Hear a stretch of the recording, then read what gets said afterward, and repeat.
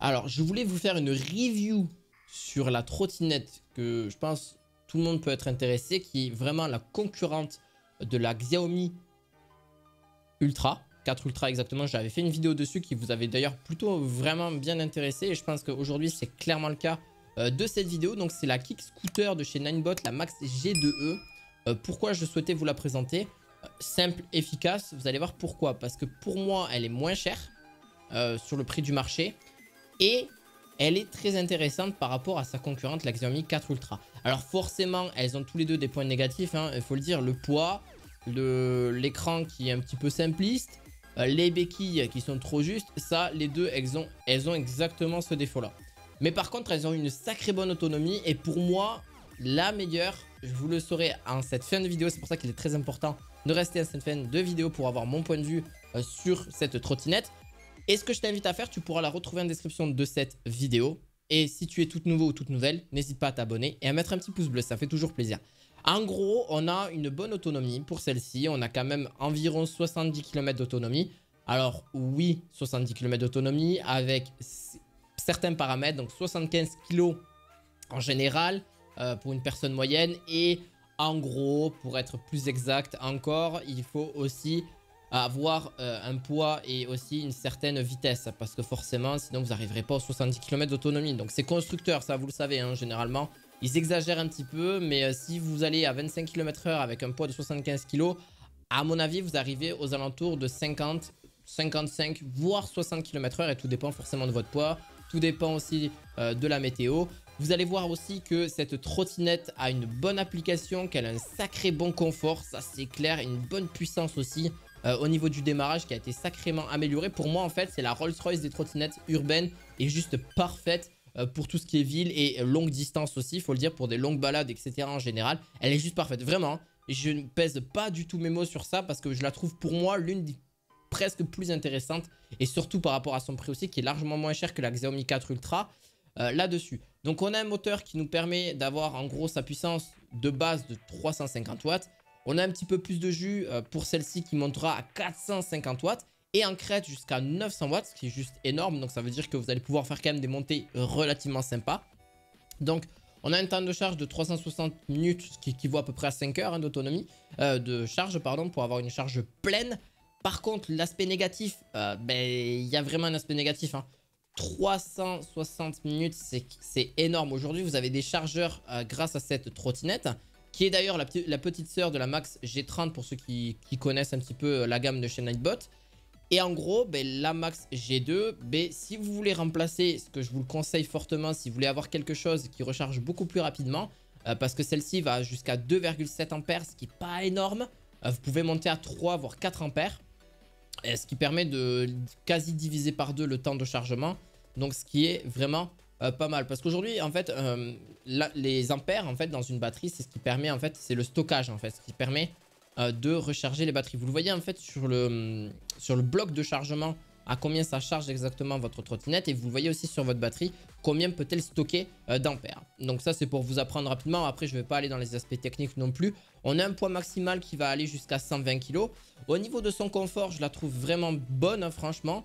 Ils n'ont pas lésé sur ça. Alors forcément on a son poids qui est un petit peu négatif parce que si vous voulez monter plusieurs étages c'est vraiment une grosse galère.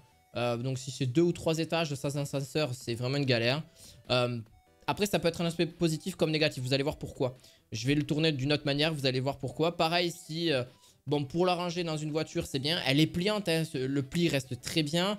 On a vraiment cet aspect qui est robuste au niveau du pliage parce qu'on sait que chez Xiaomi c'était pas forcément le cas sur les anciennes générations. On avait un pliage assez qui pouvait se détériorer au fil du temps. Là j'ai pas l'impression, vu comment c'est robuste au niveau du guidon, ça a l'air de plutôt bien tenir.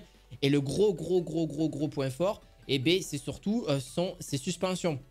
Je reparle juste après, je voulais juste en revenir par rapport où en fait si pour les transporter dans les métros etc c'est un petit peu compliqué parce que son poids est quand même de 24,5 kg. Donc pour la transporter il faut quand même être un petit peu costaud, faut quand même voilà, faut pas hésiter. Il y a aussi cet aspect positif qui fait que si vous avez un ascenseur, si vous avez quelque chose pour la transporter assez facilement, vous avez un grand coffre, bon ça reste pas très dérangeant. Mais si vous prenez les transports en commun, ça peut devenir très embêtant au bout d'un moment. Donc voilà, c'est vraiment un aspect négatif comme à la fois un aspect positif. Comment vous le tournez, tout dépend de vos besoins. On a aussi un aspect négatif et à la fois positif, mais vous le prenez comme vous le souhaitez aussi, c'est sa béquille. Mon dieu, sa béquille, moi j'arrive plus à supporter ce type de béquille. En fait, le problème c'est que je pense qu'ils veulent baisser le prix par rapport à ça, mais ce qui est vraiment dommage parce que les béquilles ne tiennent pas au bout d'un moment. Je trouve que c'est vraiment...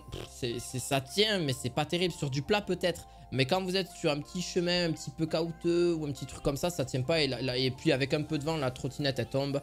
Enfin, c'est vraiment pas utile. Limite, vaut mieux que vous la posez sur un muret, ça sera plus simple. Enfin voilà, limite la poser tout court que la mettre sur béquille. Clairement, c'est un gros point négatif, c'est ça. Vraiment sa béquille, mais bon, c'est pas si grave. Ça dépend après de vous. On a aussi un bon point que je trouve vraiment intéressant et pour moi qui est vraiment bon, c'est la suspension. La suspension qui est géniale. Elle est géniale, franchement, le confort est vraiment très très très bon. On a une suspension avant qui absorbe super bien voilà, tout ce qui est voilà, les creux tout simplement, les trous sur la route, etc. C'est une super bonne adhérence. Grâce à la surface du deck, etc. On n'a vraiment pas l'impression de glisser.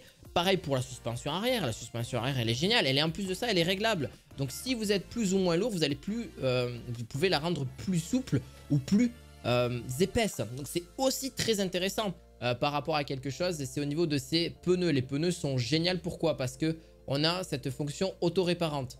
Donc en gros, elle nous permet, donc les pneus permettent de se recharger si vraiment il y a une épine qui rentre dessus. Ça évite en fait une crevaison tout simplement. Et c'est là où vous pourrez fonctionner sur du long terme sur ce type de trottinette. C'est ça qu'il faut prendre en compte. Et en gros, les clignotants aussi sont intégrés et une sonnette uniquement électronique. Et aussi, bon, en vrai, la sonnette n'est pas si folle que ça.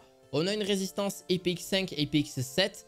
Donc IPX5, c'est tout ce qui est homologué à la résistance à l'eau, à la poussière, etc. en général. Et IPX7, en fait, c'est tout ce qui est pour la batterie au niveau du bloc, pour vraiment dans la généralité. On a, si vous vous posez la question, on a en gros à droite et à gauche un clignotant.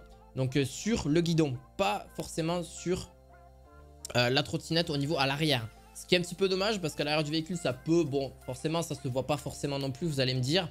Mais pour les usagers à l'arrière, ça peut vraiment être sympa de savoir justement la direction là où vous allez. Je pense avoir fait presque le tour de cette Xiaomi. On a bien évidemment, enfin de cette Ninebot, pardon. On a bien évidemment une application qui nous permet de voir le nombre de kilomètres parcourus. On a un mode sport, on a aussi de quoi allumer les lumières. Bon, les lumières restent assez classiques, hein. Elles vont quand même être là, être disponibles. Mais c'est pas non plus ce qui se fait de mieux. Alors, on a le mode sport, on a le mode, on a tous les modes. Donc vous retrouvez sur une trottinette à l'heure actuelle, le mode simple, voilà, pour pas aller trop vite. Voilà, on a aussi forcément la petite gâchette qui nous permet de voir un petit peu la vitesse à laquelle on veut rouler. Moi, je vais rouler clairement à fond tout le temps, quasi constamment, à part quand je suis presque à l'arrêt où je dois stopper ou freiner là-dessus. Mais vraiment très importante, vraiment, on a pour le coup, ils sont vraiment honnêtes sur à peu près les aspects qu'ils ont à peu près dit sur cette trottinette. Et pareil de temps de pluie, je la trouve vraiment correcte aussi. Alors elle tient à peu près son autonomie, hein, comme j'ai pu le dire aussi. Mais vraiment pour la conclusion et pour vraiment vous dire que pour moi c'est la plus intéressante par rapport à la Xiaomi 4 Ultra qui est pour moi aussi une bonne trottinette. Mais clairement qui pour moi est largement au-dessus parce que son prix est beaucoup plus bas. On a aussi donc une suspension qui est beaucoup plus élégante et beaucoup plus cachée, hein, par rapport à la Xiaomi qui est très voyant au niveau de sa suspension avant et de sa suspension arrière. Là, on a une suspension qui n'est pas du tout voyante, qui est très discrète et qui est vraiment efficace. C'est ça qui est assez impressionnant. Donc vraiment, faut voir que oui, forcément, chaque produit que vous allez voir forcément a des produits négatifs. Des trottinettes ont certains aspects négatifs comme positifs. Là, je vous les ai dit, hein, forcément là-dessus. Vous la retrouverez en description de cette vidéo. J'espère en tout cas que cette vidéo vous aura plu. N'hésitez pas à mettre un gros pouce bleu. Vous allez retrouver d'autres vidéos sur les trottinettes électriques de chaque marque. Donc par exemple là je vais tourner une vidéo sur les trottinettes de chez Ninebot. Donc là celle-là c'était vraiment une review exceptionnelle parce que je la trouve vraiment super bonne. Et je vous dis à la fois prochaine pour d'autres vidéos high-tech. À la fois prochaine, ciao ciao.